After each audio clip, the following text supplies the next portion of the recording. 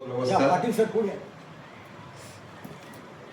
सन्मान्य व्यासपीठ आणि नाशिकच्या दिव्य रस्त्यातून मार्गक्रमण करत या प्रकाशन सोहळ्यासाठी उपस्थित झालेले साहित्यप्रेमी रसिक, आज ज्येष्ठ कवी, लेखक, गझलकार, विडंबनकार तुलसी ढिकले दादा यांच्या 2 पुस्तकांचं प्रकाशनासाठी आपण इथे उपस्थित झालेला आहे. त्यामध्ये पहिलं पुस्तक आहे राहिले ते तीर्थ. हा आत्मबंधात्मक ललित लेखांचा संग्रह आहे.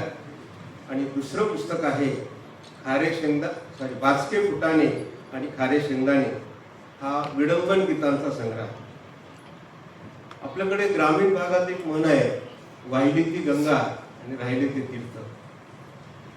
सरांनी आपल्यासाठी हे तीर्थ जमा केलेले आहे. एखाद्या यात्रेकरू यात्रेला जातो तेव्हा तो पवित्र स्थळावरून तीर्थ घेतो.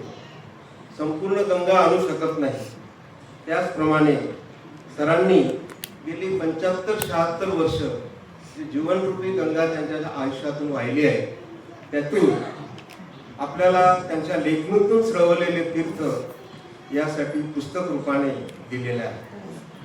हा केवळ त्यांच्या आयुष्याचा प्रवास नाहीये, तर त्या अनुभवाचा, त्यांनी केलेल्या संघर्षाचा आणि आत्मचिंतनाचा एक प्रामाणिक दस्तऐवज आहे.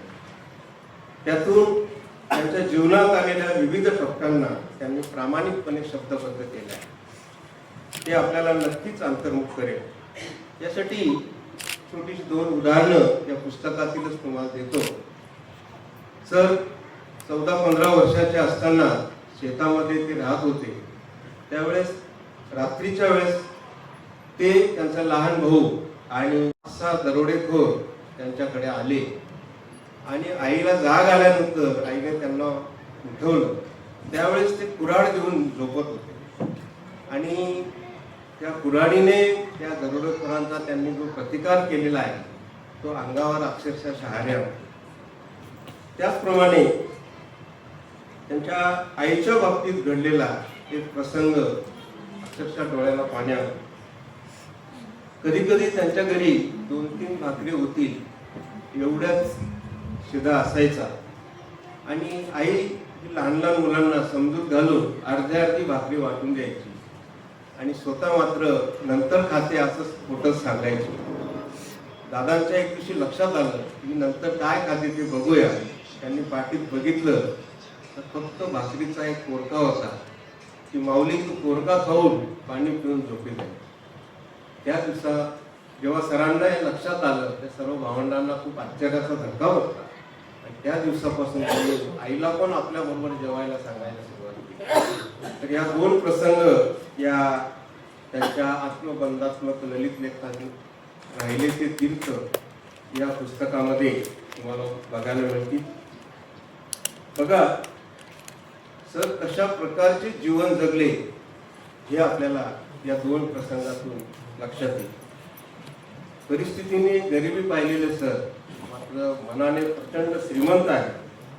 आमची जवळजवळ 38 वर्षांची मैत्री आहे आणि या 38 वर्षांच्या मैत्रीचं सच्चा मित्र म्हणून या पुस्तकामध्ये एक प्रकरण त्यांनी लिहिलेलं आहे आणि मला अतिशय आश्चर्याचा सुखद धक्का त्यांनी या निमित्ताने दिलेला आहे.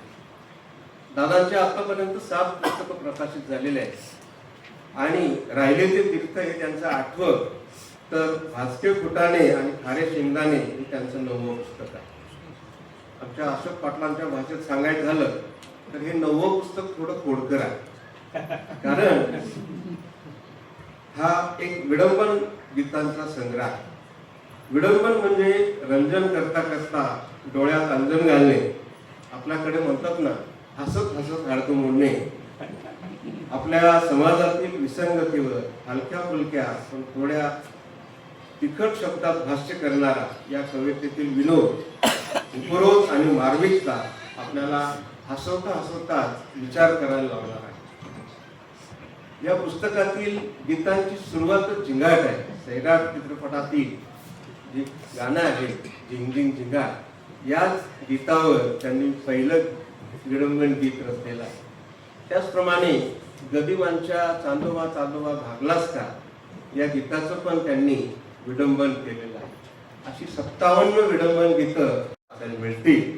त्याच्यातील थोडीशी एक झलक सांगतो. जसं चांदोबा चांदोबा भागलास का असं गीत आहे, जसं दादा म्हणतात चांदोबा चांदोबा थांबलास का, लिंबोणीच्या झाडाखाली झिंगलास का, लिंबोणीचे झाड जाईबंदी, मामाचा वाडा दारूबंदी, मामाच्या वाड्यात तालेवा, खाण्यापिण्यात नाही सुमार, मामाच्या वाड्यात येऊन जा, पिझ्झा बर्गर खाऊन जा.